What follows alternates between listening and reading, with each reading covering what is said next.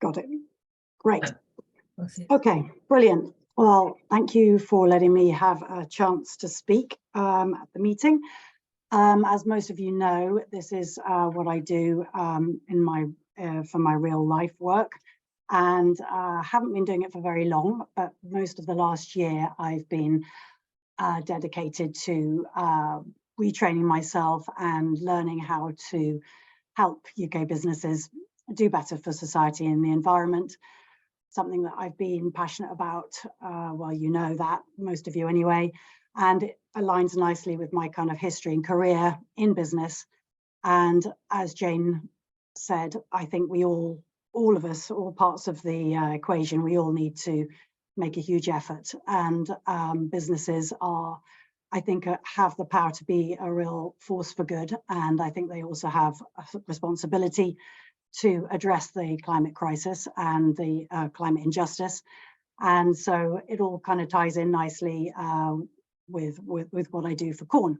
And obviously part of the Corn fun and games that we've had over the last, 9 months now with in particular Corn Exchange has been this chance for me to go out and interview and research local businesses who are doing better or doing really good things in society, in the local community and for the environment, and then write them up and put it in the exchange. So I've done about 5 now, met some really interesting businesses from different sectors, different shapes and different sizes, and you can read all of those articles on the Corn Exchange at your own leisure. So for now, we'll just focus on a kind of broader idea of how I approach an initial conversation with a company about how they may want to address their own impact on the environment and on society. Some people don't want to talk about it, others are more interested, and it's a question for me, is one of my first questions is, you know, where are they on this sustainability journey? Where do they want to go? Do they have a heart and soul passion for it, or are they thinking they just need to tick some boxes? Regardless of the answer, I try to do my best to sort of help them on their way, and just hopefully it's a journey that we do together, and it's mutually beneficial. And certainly so far it's been really interesting, and I've learned a lot from them, and hopefully I have helped them as well. So without further ado, I will get to my first slide. So I named my company Really Good Company Limited in the absence of anything funnier when I was making this presentation. And every business, of course, well, gosh, I think there's 5.5 million. I'm really mainly focusing on small and medium-sized enterprises. So they're businesses with employees under 500. Because they make up the majority of the business environment. In fact, 99.9% of businesses in the UK are what are called SMEs, so under 500 employees. Of that 5.5 million, they generate over half of the UK's GDP, and they employ about 16 million people. So that's about 3/5 of the workforce. And they are responsible for quite a lot of the carbon emissions emitted. And as I said right at the beginning, they have, like us as individuals, they have a responsibility to address those carbon emissions and then any kind of social inequalities that come on the back of that.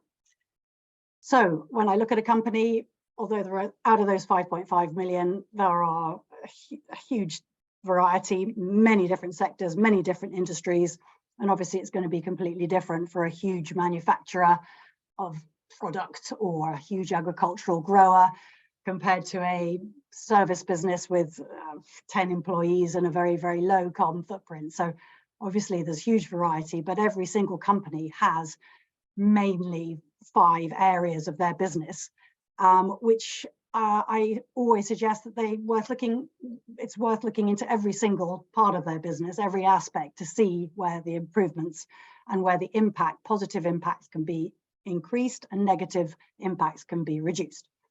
So of the 5 areas, We have governance, the kind of legal structure, corporate structure.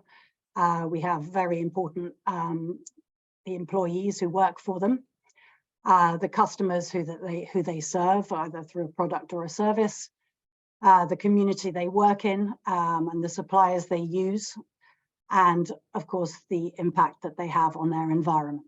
So what my plan is for this presentation is just to go through each of those 5 areas, and just with a time for reflection on each one of things that I ask companies about, to how they could improve what they're doing now, and give them suggestions of how they could make a positive difference in each of those 5. So to start with, we've got governance. Governance, mission and engagement is the first part of governance, which is important. And not every company has a mission. Sometimes a company just is set up because I don't know, it just got set up and then didn't have a particular purpose or a vision when it happened. It was just an idea maybe, or a way of making money.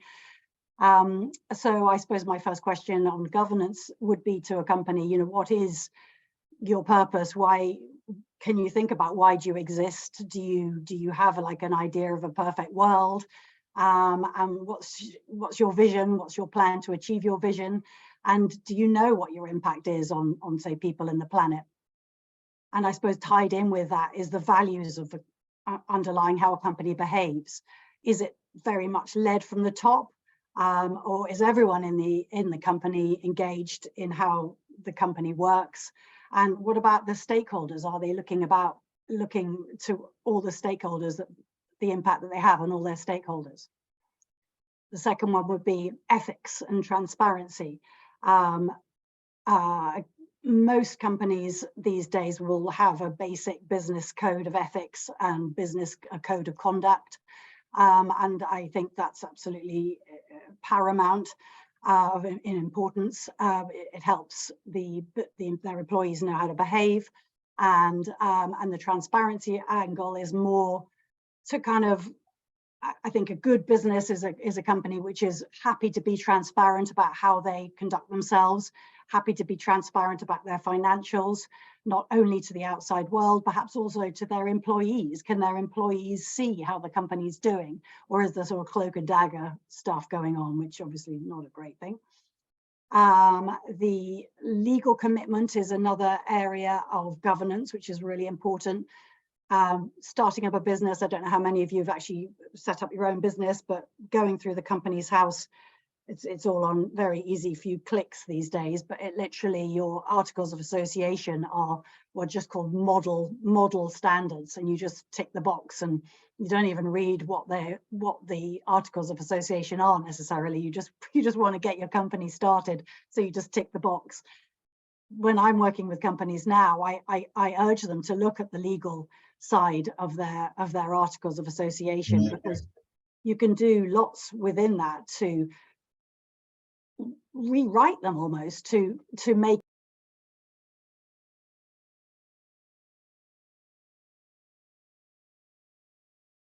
Oh, you're kidding. I am so sorry, I've accidentally muted you. It was totally my fault. I do apologise. I'm so sorry. I had a terrible feeling I'd just been talking for 5 minutes to myself. No, it was only a few seconds. I'm very sorry. I won't do it again. Oh, that's hilarious. Okay, so then so sorry, on the legals, I think if it was only a few seconds, you probably got that. I think we heard everything. Yeah, that's fine. Okay, fine. So yeah, you can amend your articles, and there's a big move around at the moment that you may have seen in the press about the Better Business Act. And that's actually next week is going to be a big day called Wake Up to Better Business. And the Better Business Act is a campaign where people are actually going to Westminster, I think it's Wednesday next week, to propose that the articles of association, or sorry, the default or model articles of association, which I referred to earlier, are no longer allowed, that you have to actually embed some kind of stakeholder consideration and not a shareholder only focus when it comes to what you as a business are committed to taking care of or considering, or the directors of the business have to have a regard for all the stakeholders in the business, and all stakeholders would be all the blobs in the first slide I showed you. So not just your shareholders and investors, but the people, the planet, etc., your community. So that'll be interesting to see if they manage to get that into formal legislation. And I think the timing for next week, and look out for it, the Better Business campaign, is obviously there's going to be some big manifestos coming out in the next 6 months as we jostle around for the next general election. And if some of the parties consider this important, they might try to get the Better Business Act into their manifestos to try to make that legal commitment to your wider stakeholder family, rather than just as a business which exists to make a profit for your shareholders. So any more on governance? Oh yeah, I suppose the other thing is it's worth considering when you're setting up a business, you can obviously change your structure to be a social enterprise or a community interest, CIC, community interest. I forget what the other C is. Anyway, so those are the main points on the governance blog, which I think are things that I talk about with companies, and possibly boring, but I think really important. If you get your governance right, everything falls into place underneath that, in my view. So the second factor that I want to talk about today is employees. And the first one about employees, where I think this is more of the social aspect of how companies can do better. I would love to see a state where all employees are financially secure. And the first point about that is probably things like your wage. And there's a foundation called the Real Living Wage Foundation, which is a voluntary wage which companies can adopt. In fact, they could become real living wage employers and get a special logo on their company website. And that actually looks at it includes the cost of living. So it varies according to whether you're in London or in the countryside. It's more than the national living wage, and it's reviewed every year.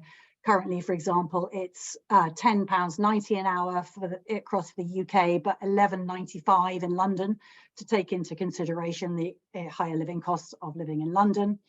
And the national living wage is, I believe, £10.42 as of a couple of weeks ago. So financial security, yeah, if your employees feel they're getting a fair wage for their hard work, that I think is just a basic need, human requirement and need.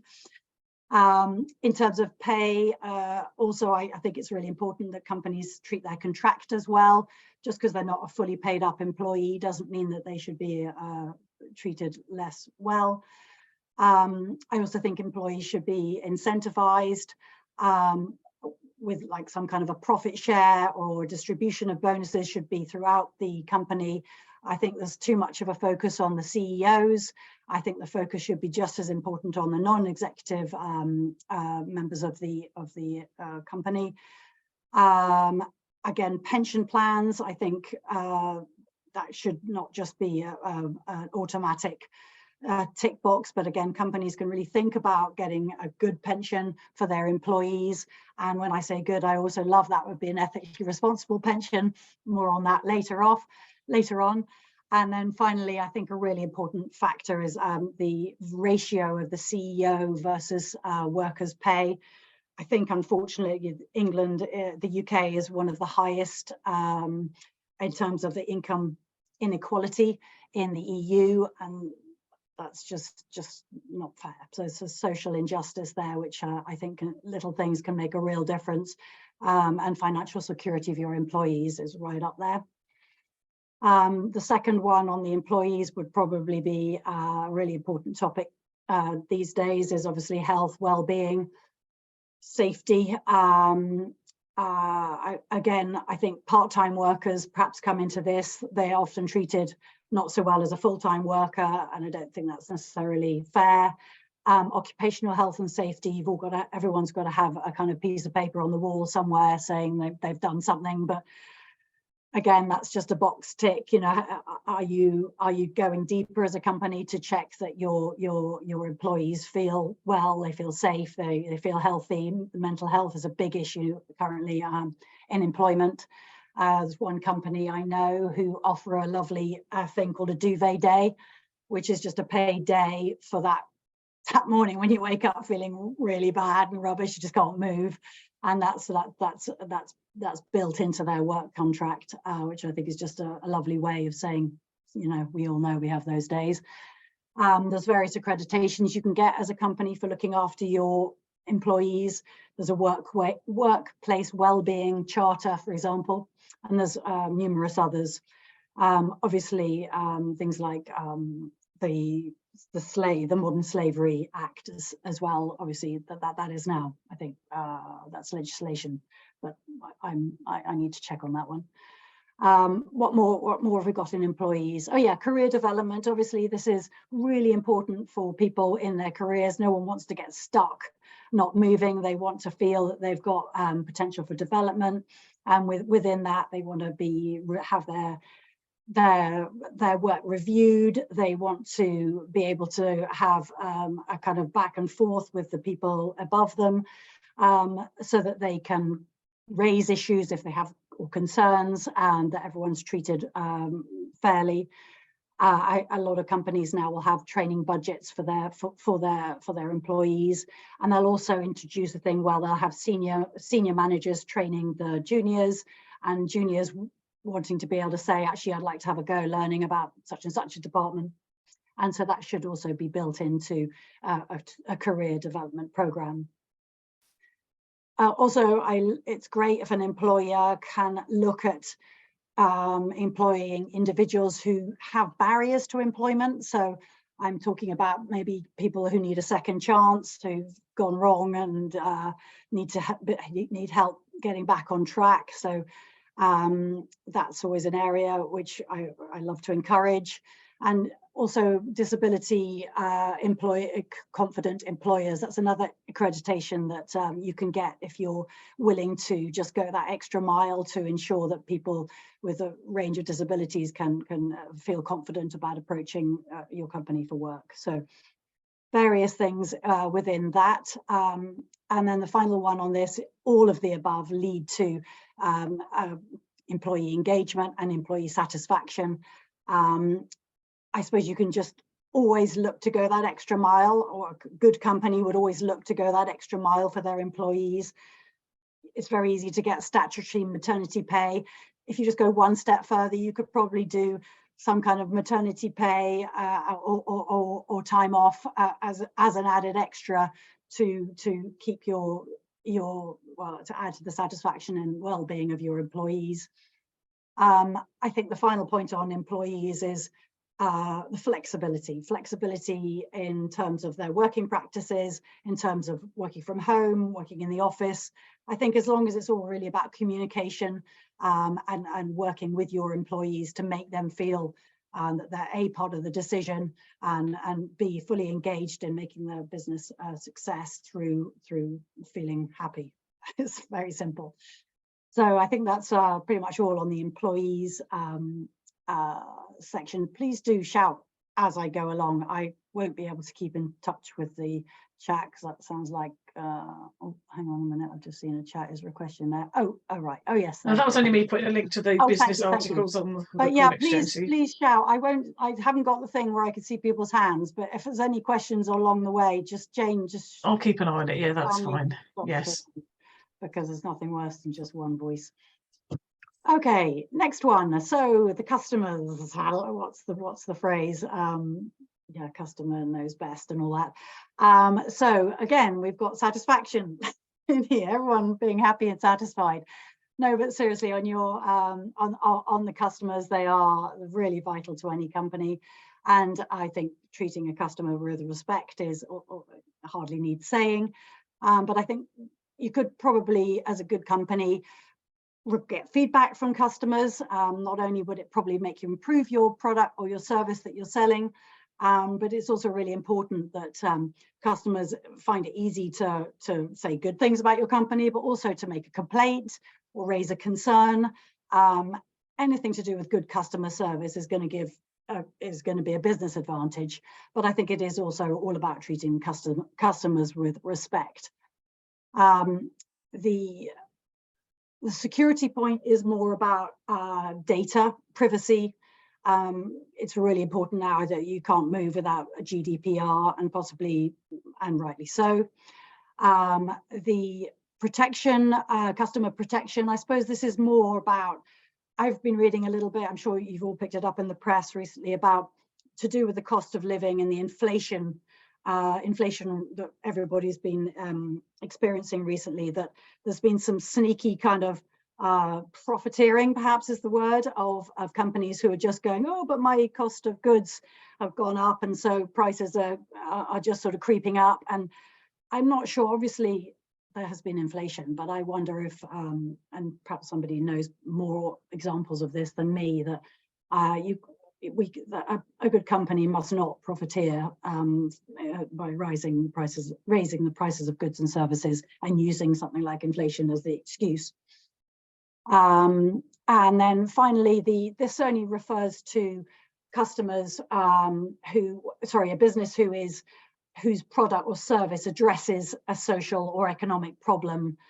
So, for example, by providing, say, in the developing world, providing electricity or clean drinking water, or maybe even in a more developed world, things like affordable housing, or maybe your service can improve the life of low-income individuals, or low-income individuals' ability to generate income. So, a financial services software is much cheaper than maybe an old-fashioned bank, for example. Mobile technology, obviously, often that is much cheaper and easier to access for somebody on low income than old-fashioned type of technology. So that's what I mean by an underserved population in terms of customers. So that's all I can think of on that one. Next blob, community and suppliers. The first one, yeah, DE&I, or EDI, I don't know which way around that is. I call it diversity, equity, inclusion. This is huge now, and it should be really considered across all aspects of the business, from the bottom to the top, and of course your suppliers. So starting from the top, from your board, the diversity of the board is key.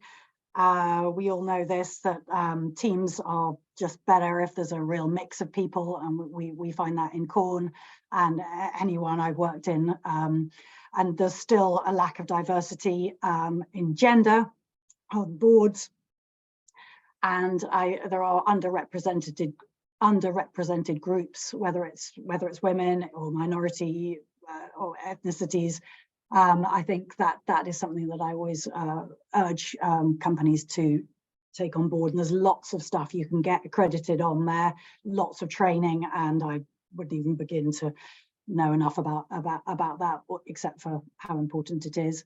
I think the Modern Slavery Act probably comes in that. And then I think there's another one called the Inclusive Employers Standard, and that you can get accredited for that as a company. The next point on this one is, sorry, cursor in the wrong place. Right, Jess, your economic impact of your business on your community and your suppliers. It's great. I always encourage companies in Northants, if possible, to set up their contracts and with local suppliers, if possible. Again, not just their suppliers, but also their hiring, their job creation, trying to continue to make a positive impact on their local community as much as they can. And when it comes to jobs, again, going back to inclusion here, if you can use a really inclusive hiring process, that's going to be beneficial to helping you keep a very diverse, equitable and inclusive company workplace. In the economic impact, of course, comes a bit about banks and maybe the pensions that I mentioned earlier. There's a couple of brilliant websites out there. One's called Make My Money Matter, and another one called Bank Green, where you can input whoever you bank with, and it spits out some brilliant sort of stats on what kind of investments your bank is involved in, and it's all pretty depressing. But there are some who get a better, I think it's a I think it's a color-coded grading system, and others are doing better than and then locally, some of the local smaller banks, regional banks are again are less damaging. They invest in less damaging industries than the big ones. So always worth. I always urge a company to have a think about who they bank with. Civic engagement and giving is sort of again tied up with the local community. Does a company have a community service policy? Do they encourage their employees to volunteer locally? I really hope they do, and I would urge them always to put that into a work contract, that again, paid volunteering. It doesn't have to be a huge amount of days, maybe half a day, maybe a day, and just use that time. They're paid to go out into the community and do some good. And again, there's really good data that doing something together as a group outside of work, but volunteering locally, huge benefits as to working as a team and just for doing something good. You know, we know the impact of doing good. So I can also say that I think another thing that's quite important is to encourage your employees to take up sort of more long-term voluntary roles. You know, so if they want to do something like be a parish councillor or volunteer to be on the board of a local charity or something like that, it's quite nice if companies can enable that by going back to one of your previous points, being flexible about hours and. Yeah, well, that's another good. I mean, that's reminded me, Jane. There's one company I work with. They found out that one of their employees was volunteering at a local food bank on a Saturday morning, and they didn't know this because it was a Saturday, and then what they did was he spent 1 or 2 hours in the food bank on the Saturday, and so they gave him the 2 hours free on a Friday afternoon. He left at 3 because they kind of wanted to sort of what's the word, I suppose, reflect upon what he did at his free time in his weekend to benefit him in his work week instead. So I thought that was a really lovely touch. That's really nice. And then giving. This is obviously, again, a lot of local businesses are involved, quite rightly, in local charities, and so should they be. And I can only encourage that, whether it's as a monetary, a charitable donation, or the company. One of the companies I did an article on a couple of months back was Unusual Rigging in Bugbrook, and they give, but they give in terms of equipment. They give in terms of people and equipment. So I can't remember what it was. I think it was the cricket club in Bugbrook. They just basically built them a new pavilion out of leftover materials from one of their other projects and just gave them a couple of. They are really brilliant. I mean, I'm involved in organising the coronation celebrations in Bugbrook, and we're having, as part of that, we've got bands on, and Unusual Rigging are basically coming up and doing the whole stage setup, which would be totally beyond the capacity of a small community group to afford to do. So we're really lucky to have them locally. Yeah, so that's the giving doesn't have to be money, and it can be time, it can be people, it can be materials. And then the final one, in terms of your local community, I mentioned trying to use local suppliers, but also just widening it out into your whole supply chain as a company. How are you managing your supply chain? Because your supply chain represents a huge mass of your emissions. As you know, most of you will know, it's most of your scope 3. And you have a huge opportunity as a company to influence your supply chain, to say to them, well, look, we're trying to be more responsible about our environmental impact. We'd really like to work with suppliers who are doing the same thing. So you can review, support, and maybe influence your suppliers' social and environmental impact at the same time as your own. And also, you should always have a code of conduct for your suppliers. It helps them know how you want them to behave. It strengthens the relationship you have with them. And again, if you can use suppliers who are perhaps underserved or underrepresented representatives of minorities, etc., that's great too. And then you must treat your suppliers well in return. And there's a code of conduct called the Supply Chain Code of Conduct, I think. It's called the Prompt Payment Code, which is working to make sure the maximum that you pay back your suppliers is 60 60 days with the norm to be 30. And then I suppose within that, oh, sorry, I went too quick. With final point on suppliers was, yeah, your contractors. Contractors are in effect your suppliers, and to treat them as well as you do your employees, etc. Okay, so getting there. Final aspect, business area of your business would be the environment. This is where I talk. I spend a lot of time with.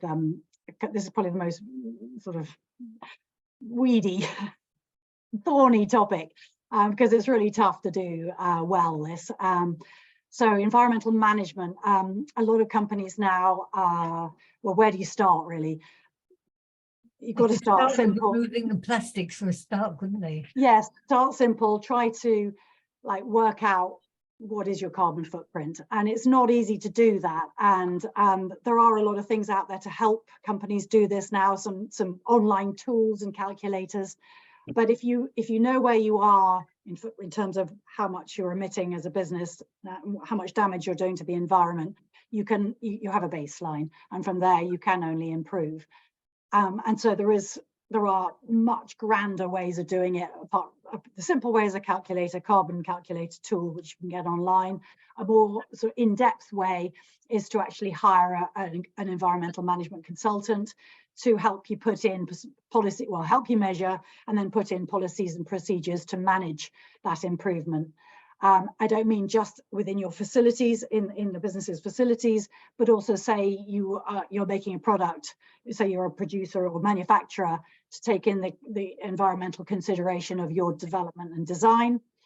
Back to the facilities for a second though, is your building, just like your home, is your building a green building? Is it, can you be more, or you might be, that's worse actually, you're renting from a landlord who doesn't care. That's tough, but you can at the very least try to work with them to reduce the energy use of your company. The air and climate, so this is similar. So you're looking at your energy usage. You're measuring the GHG emissions and your supply chain footprint. You're perhaps trying to manage or mitigate the impact of any transportation of your product around the country.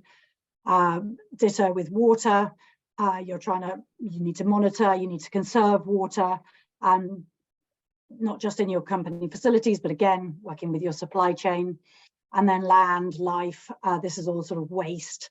Chemical waste, hazardous waste is obviously going to be much more difficult to deal with than waste paper from an office admin type role. Recycling, using environmentally friendly materials in your office and facilities, and then again working with your supply chain to mitigate or reduce their negative impact on things like biodiversity.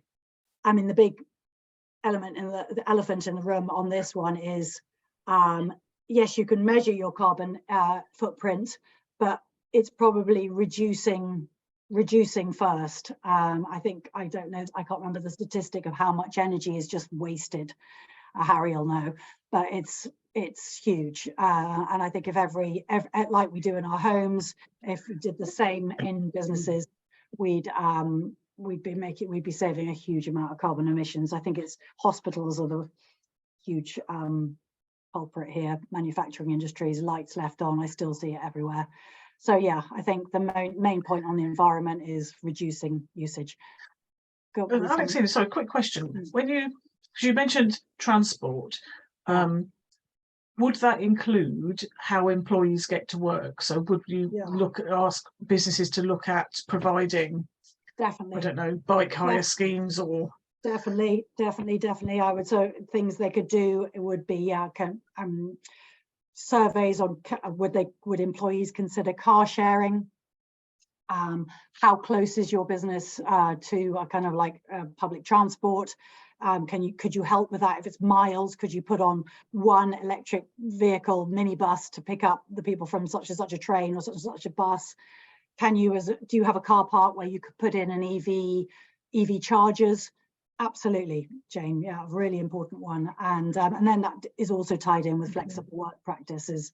If people don't have to come into the office, then you're obviously saving on an employee commute emission.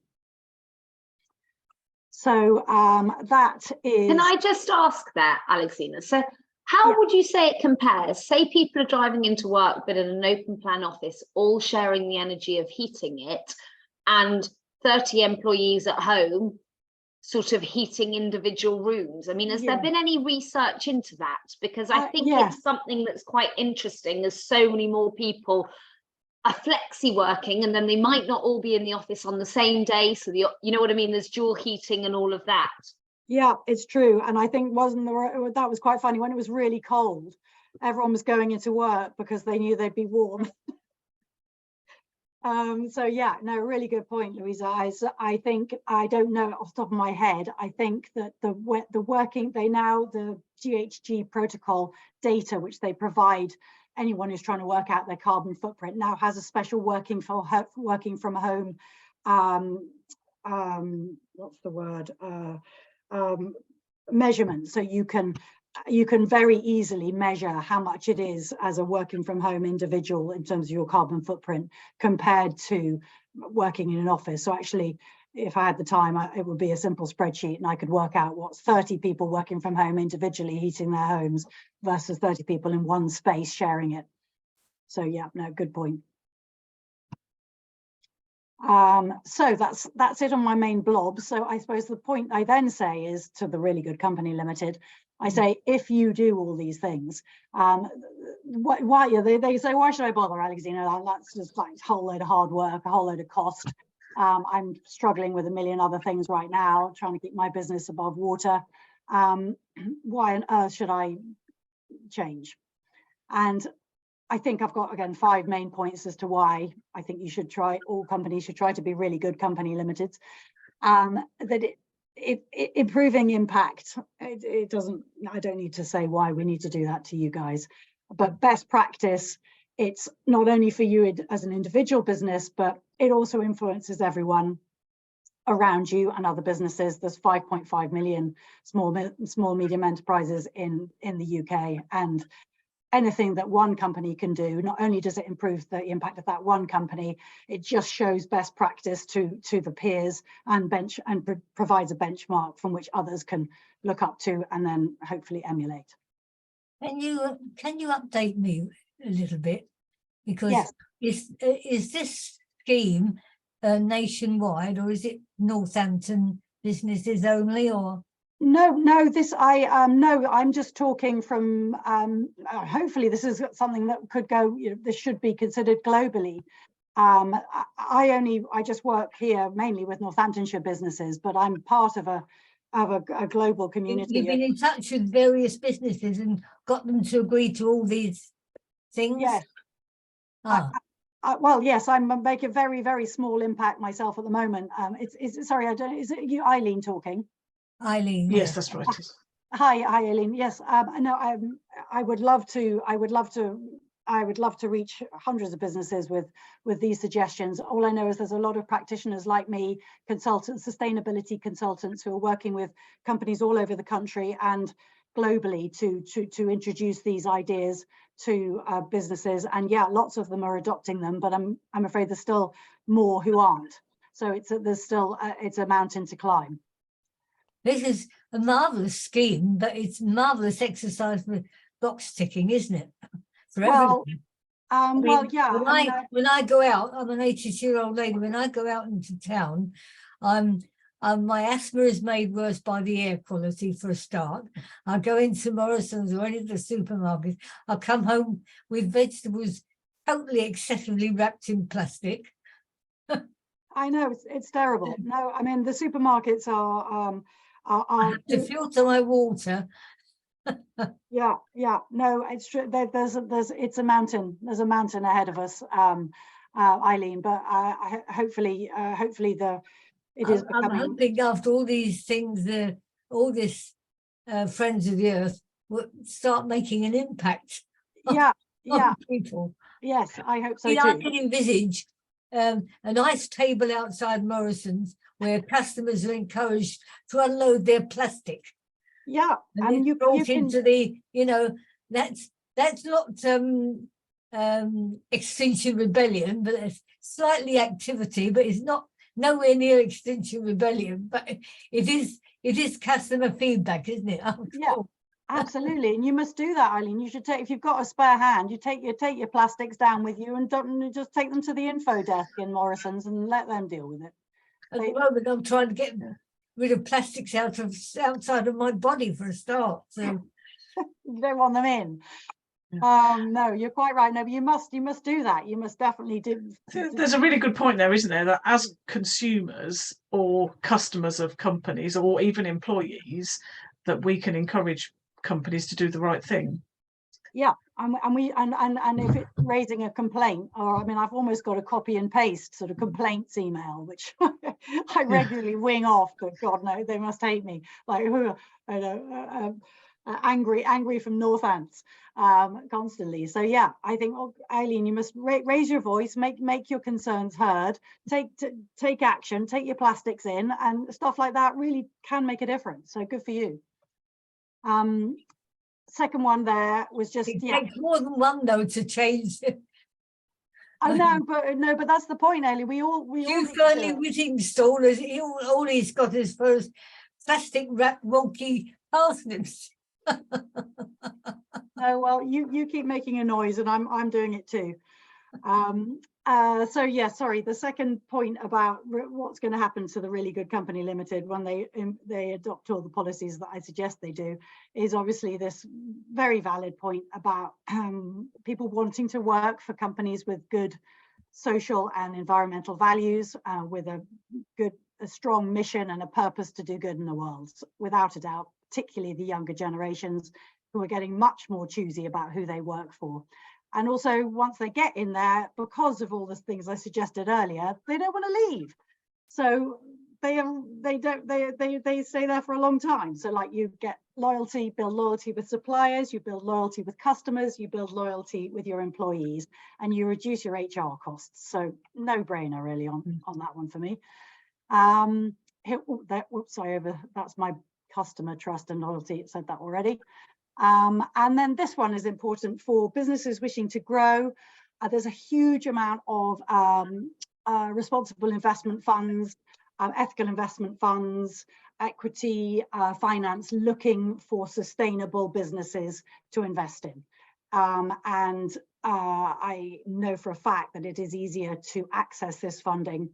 And if you are a sustainable business with a ESG or a sustainable strategy plan or any kind of accreditation, some of which I've mentioned already. And not only do you seem to get access to that funding, you often get more than you requested. And then if you're getting a loan, you have lower debt financing costs. So that, again, that's all well proven, and I can produce it if anyone is interested. And then the final one was, yeah, just the environment point. By reducing your energy usage, you're obviously reducing your operational costs. So I think the data is out there that if you're a better business, a good business does better as a business, and it's now it's no longer a good business decision to do nothing. So that is, I think, all I have to say on for now. Thank you.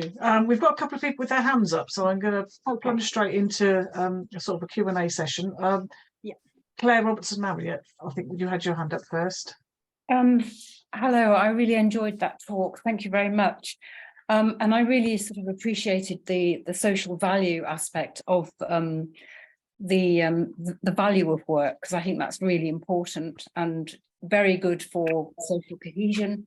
Generally, if people feel valued at what they're doing and continue to contribute, and so you get stability within a community. I think that's really, really important. I just wanted to ask about, you mentioned the responsible business funding. Is there, are there means of kind of checking that people continue to work to the kind of accreditation that they will apply for the funds. So there's Oh yeah. so you that mean they're doing what they say they're doing. So say you get funding from, say, like SEMLEP or something. Do you mean one of the kind of local funders?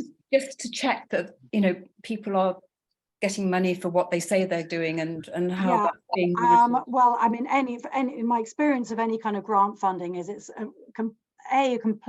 very hard to get. There's so much paperwork, and then B, they won't release the funds until you've either, well, you have to have very formal, usually a third party accountant, for example, would have to verify that the money you said you were going to spend on, say, getting a proper environment management scheme done, that invoice went to the professional who then received it and has, so in terms of the actual money, that gets very much verified, and the funds will not be released until they're happy with it. In terms of a year later, do you mean? I'm pretty sure that these grant funders would be checking, and I'm sorry that sounds a bit vague. I can only assume that someone like SEMLEP is going to be all over that, and would be checking that you're doing what you're saying. In terms of things like the real living wage, if you go through, as a company, you go through the process of becoming a real living wage employer and you get the accreditation, you stick it on your company website, you're like, look at me, well done me. Yeah. You have to pay to do that in the first place. So you've made a financial commitment to be an accredited real living wage employer. So by the fact of parting with some cash to do it makes me think you are going to commit to it. But also it does slightly rely on your employees to know what that means, and if they feel that you've missed the latest rise in the real living wage, that they would let the Real Living Wage Foundation know. So there is a little bit of whistleblowing required to fulfill that. But and I suppose that would link to you know, having kind of strong working groups or unions in the workplace.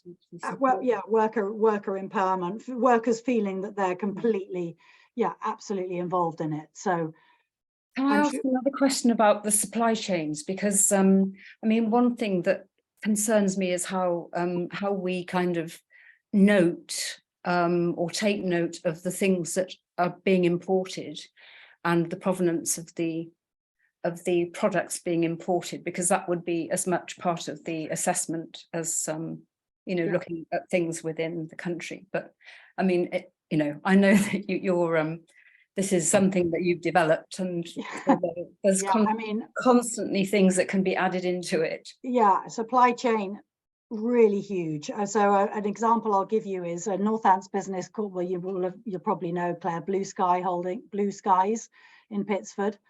They are fresh fruit sellers, and they have set up this thing called Fresh Packed.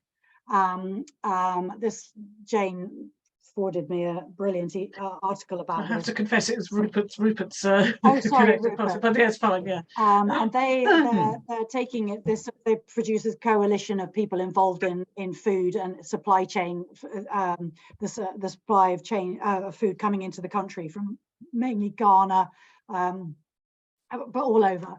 And they are working with the suppliers to make sure that they're supported in what they're doing, and also doing what they're doing as environmentally friendly as possible. And in the coalition, along with Blue Skies, and massive names like Waitrose. So Eileen, things like your plastic wrapping on your food, there are people trying to work with suppliers in very poor countries like Ghana to enable their livelihoods, but at the same time bring a product into the UK which has been thoroughly checked and hopefully as low impact environmentally as possible. Thank you. Louise, can I just say what Ghana's been up to today? She's been assessing a project in Ghana on fecal matter to produce biogas, to run a thing that does this, and then the dry stuff from it is then composted and used for something else. So Blue Skies are thinking about these things very hard. Brilliant, thank you. So sorry, Louisa, go ahead. So at the beginning, you pointed out your 5 different points that you try and get the governments to look at. But when it comes to, say, diversity, equality and inclusion, or the environment, or which are the companies most interested in engaging with? Which are the people who working for them most wanting them to engage with? And which bits do you think they're doing to placate their customers rather than because they care? Because I would have thought with some of it, whether it's greenwashing, whether it's we've got the token woman on the board, you know, it's that really, you need somebody there who passionately cares and believes. But it was which is the sort of, I suppose, issue du jour. Yeah, that's very good. I mean, I think, Louisa, the first, because I gave you all 5 of the aspects of a generic business, my really good company limited. It's a big ask for a business to go straight in on all 5. So what would happen early on in the process would be a discussion. Yeah. And those exact questions, I would ask those exact questions where, you know, usually you go in and sometimes you're called in by a marketing. If you're called in by marketing, my alarm bells start ringing because I'm like, do they just want this to look good? Yeah. So I would never meet just marketing people. I would always call in other people from, I need a finance director in, or certainly a member of the senior leadership team. I need to understand where the motives are behind them even wanting to speak to me. Because it's got to be heartfelt. And and I don't want to work with anyone who isn't in their heart and soul. And so usually that comes from the top, and it's usually a really, I don't know, just somebody who's just made the leap and understands. Sometimes, and quite interestingly, it comes from lower down in a business, and it'll be just the Generation Z lot, and they're worried, and they're shaking the cage, and they're getting a little team together. Sometimes they'll have like a green champion team, or the sustainability shakers. They have all sorts of funny names, the green champions, and they will sort of need backup to kind of influence people higher up in the company. So it's a really wide question that you've asked, and I would certainly put it to a company before I went any further. As for what's du jour, I mean, I don't think I've got an answer for that, because it would totally depend on what kind of a company it was. I mean, I say employees is huge right now. It's the health, mental health, well-being. It's the diversity. I'd say that seems to be the kind of trendiest area. I don't know. They're all really important. I can't properly answer you, Louisa, but I hope that gives you an idea. But that is definitely what I'd ask a company right at the beginning. Yeah. No, thank you. Interesting. But there would be what I would call low-hanging fruit in many companies. And if a company needs a little bit of encouragement, you could just suggest a few things which are easy for them to do. And when I say easy, it means not too costly, but something that will engage everybody. So there are some low-hanging fruit, and then once I've got them really in there, I might go in with something deeper and say, look guys, you could do something dramatic here. Let's go all in and let's make a real difference. Thank you. That's been really, really interesting. And I think I guess one thing that's probably worth mentioning, and we covered this to a degree where we had speakers from West Northamptonshire Council and from PECT around the accreditation scheme that the council are going through getting, but there are obviously, from an environmental perspective, and I realise that what you're talking about there is much broader than that, but from an environmental perspective, there are specific certifications that that companies can go through, and I think that is in that respect that helps to answer Claire's question around how is it maintained, because those are normally regularly audited and checked, aren't they? Yeah, absolutely. You mean the ISOs? Yeah, the ISO or B Corp or something like that. They can go for those kinds of standards. Yeah. Depending on the size and nature of the company. And you're right. I mean, sorry, I should have mentioned B Corp. In that, if a company certifies as a B Corp, Claire, they have to produce an annual report every year, an annual report stating what they've done in terms of their social and environmental impact. And it has to be made public. It's available to anyone. And without doing it, if they don't do it, they get sort of visited. And if they're caught out or someone whistleblows anything on them, they can be decertified. And so a company like Brewdog, for example, was one of the big names, which was a B Corp. And then they found out that they had some dodgy worker practices and they were bullying and etc. And so they were dismissed. Oh, it's really interesting to know that that can actually get taken away. Yeah. Thank you.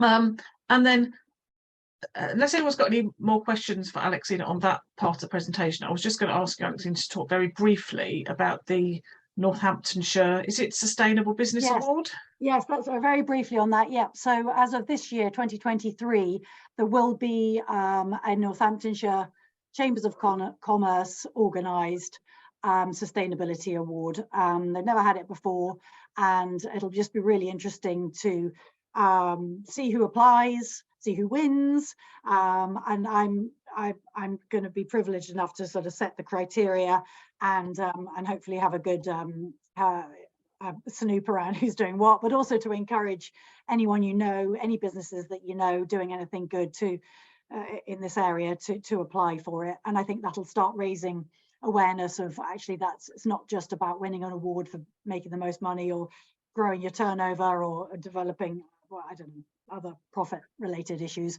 but more about, what are you doing in terms of impact, positive impact.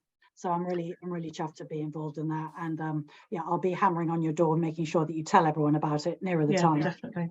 I'd like to think that it would be a really good, provide some really good publicity for businesses to be part of something like that. Yeah, thank you.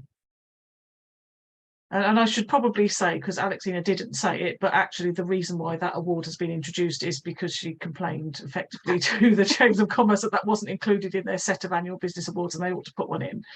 So they did, which is great, and just goes to show that as an individual, if you raise your voice in the right way, you can get things changed. Yes, and actually it was a really serendipitous, it was a coming together of West Northants Council, who have kindly sponsored the award. Sorry, I should have said that. They needed me to make the noise, raise my voice, and then they needed a sponsor, and within, it all just came together really nicely. So it's going to be sponsored by West Northants Council. Fantastic. Okay, thank you very much. Really, really interesting talk. Do have a look at the business articles on Corn Exchange. They are really interesting in looking at different ways that businesses in lots of different fields can do things to be a more sustainable and responsible business. And again, as consumers, customers, employees, it's absolutely incumbent on us to ask the questions as well where we can. Thank you.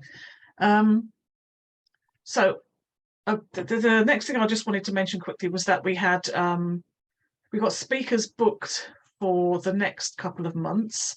So I've got it written down.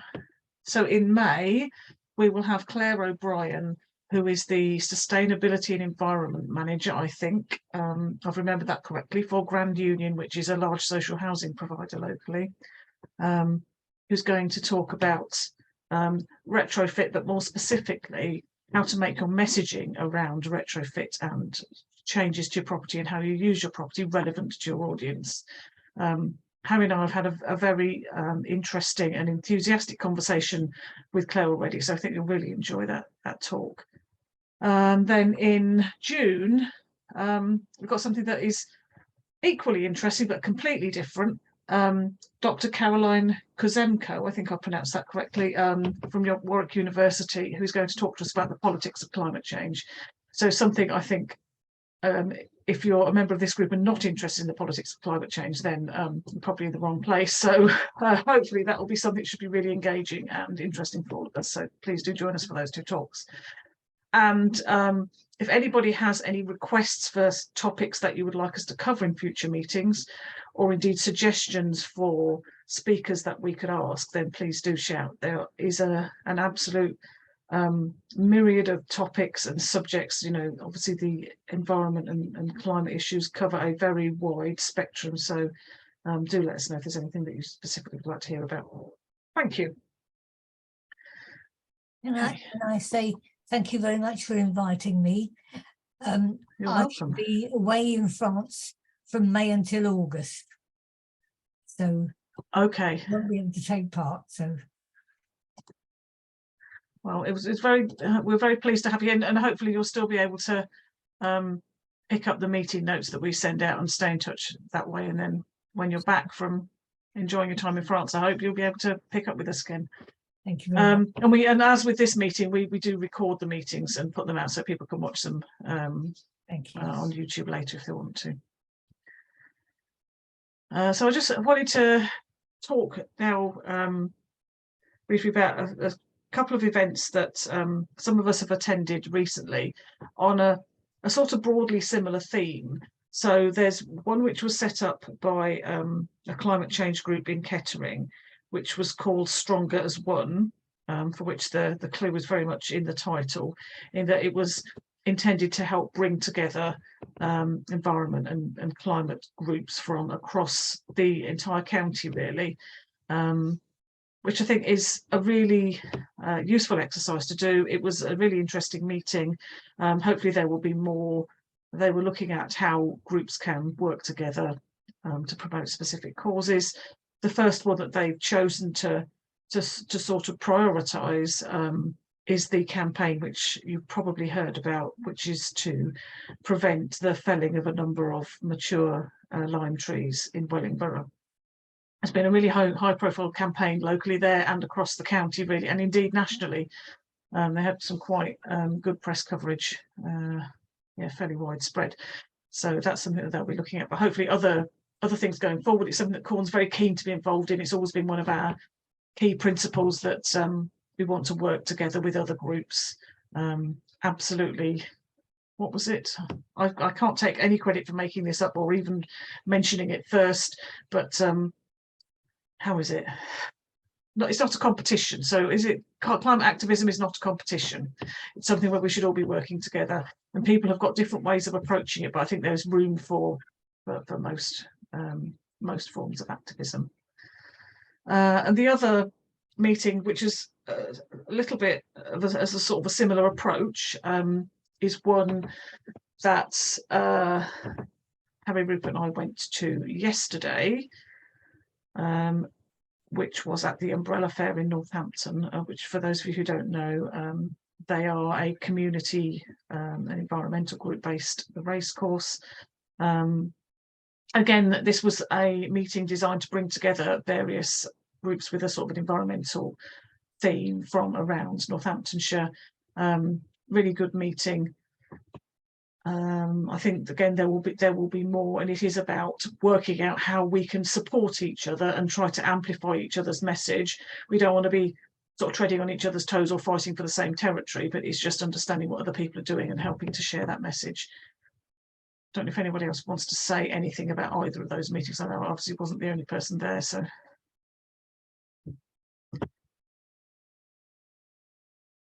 Okay. We found ourselves amongst some strange compatriots or whatever, with Extinction Rebellion and Just Stop Oil and various other things there. But we all got on quite well together, I think. We did.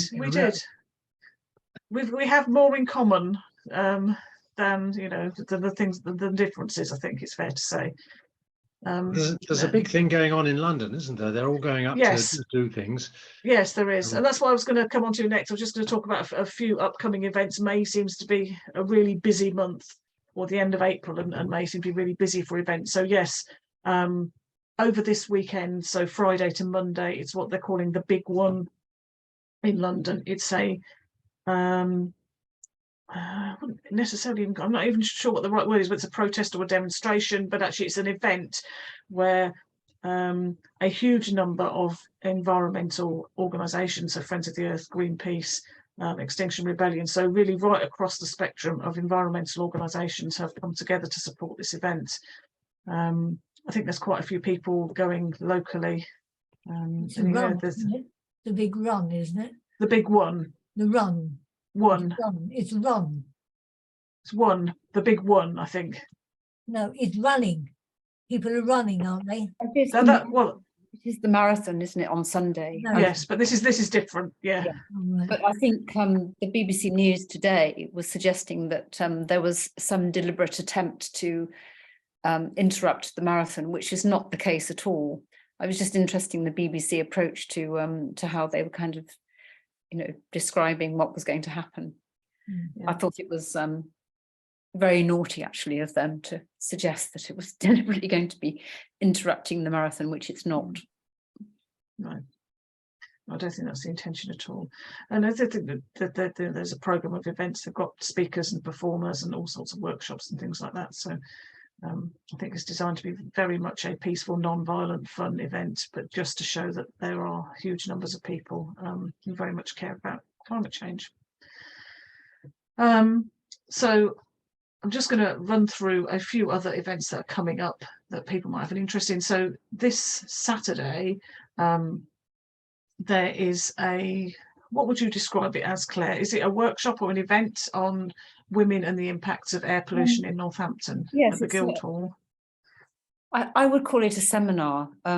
It's just 2 hours and there are 4 speakers, and it's the Rights of Women, which is an organisation kind of run by Danielle Stone, who is one of the councillors on West Northants Council.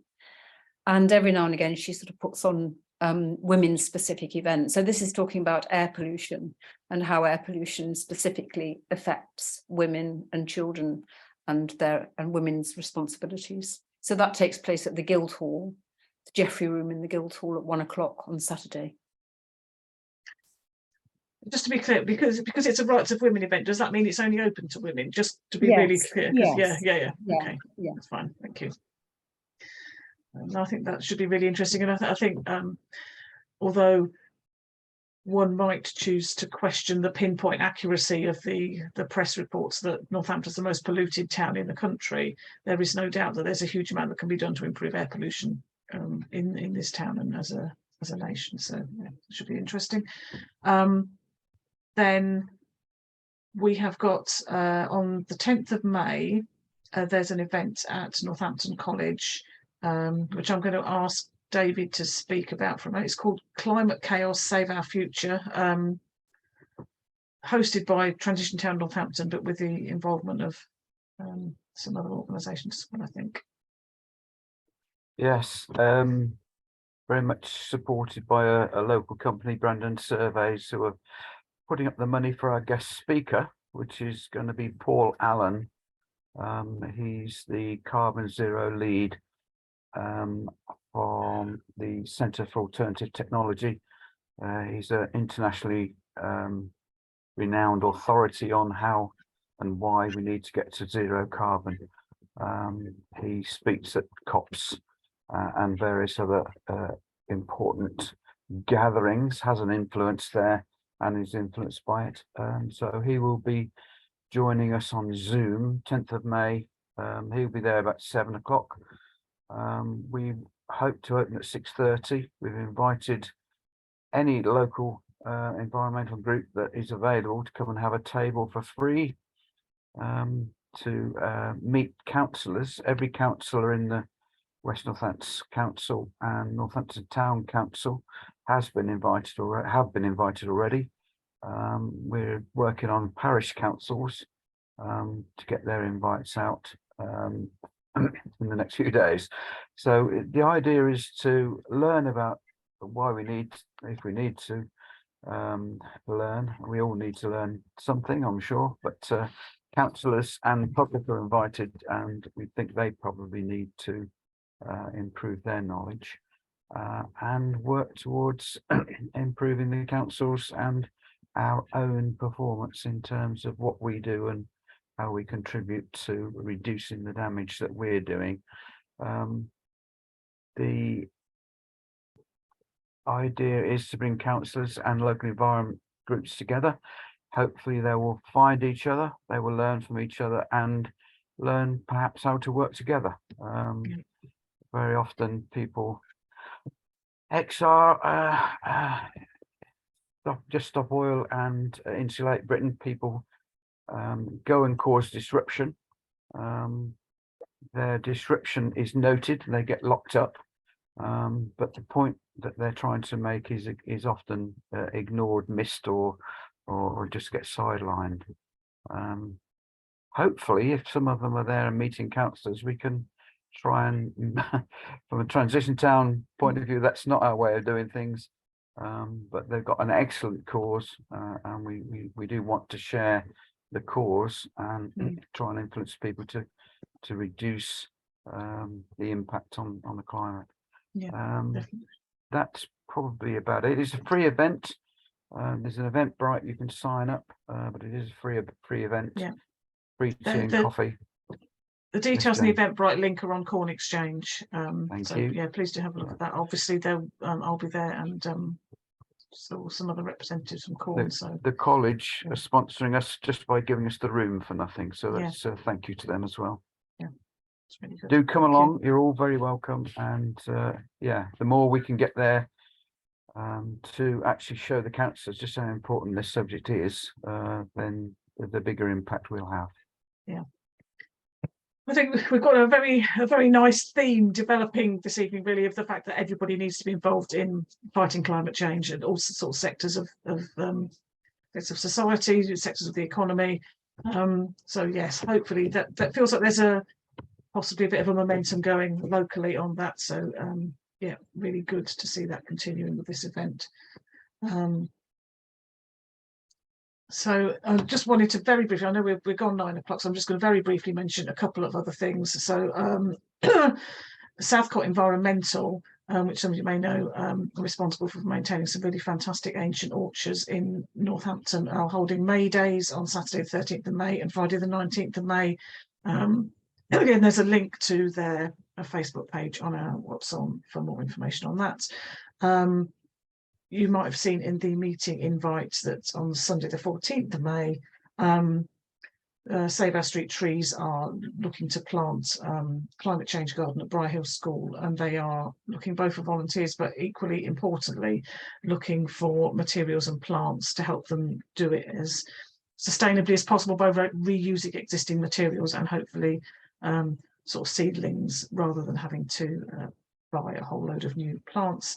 Again, details of that, I did send a link out to that, and it will be on our What's On page. And then finally, Monday the 15th and Tuesday the 16th of May, there is a sustainability summit at the University of Northampton, which is a paid event, but it is a 2-day summit, and they seem to have some really interesting speakers. So if you want to go as an individual, then that would be great. But equally, if you work for a company and they have an interest in sustainability, do encourage them to make sure they've got a representative there. I think it's quite a business focused event. So looking forward to that one. I don't have anything else that I wanted to mention other than say thank you again to Alexina for her talk. I really appreciate that. And does anybody have any other business, any points that you want to raise that we haven't already discussed? I want to wrap up. Okay, then I shall say thank you all very much indeed for joining us. I hope you've enjoyed the meeting. As usual, I'll be sending out meeting notes, and a recording of the meeting will be on our YouTube channel within the next couple of days. And yeah, anybody who needs to get off and do other things, then good night, enjoy the rest of your evening, and hope to see you again soon. And for anybody that wants us to have a bit of informal chat, then please do that too. I'll stop the recording now.